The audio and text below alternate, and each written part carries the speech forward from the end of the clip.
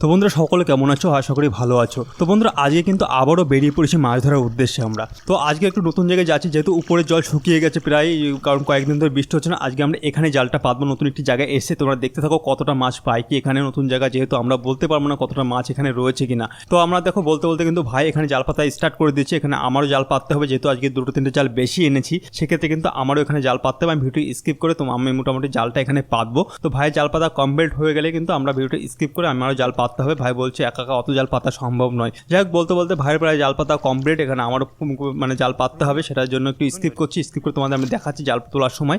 তো বন্ধুরা দেখতে পাচ্ছ আমাদের এখানে কিন্তু সন্ধ্যার মানে বিকালে ভিউটা কতটা সুন্দর আসে আমাদের মাঠের। এখানে বলতে বলতে প্রায় অন্ধকার সন্ধ্যা হয়ে এসে আমরা মাছ ছেড়ে তোমাদের দেখাচ্ছি, মানে মাছটা ছাড়িয়ে তোমাদের দেখাচ্ছি কতটা মাছ পেলাম কি না এখানে।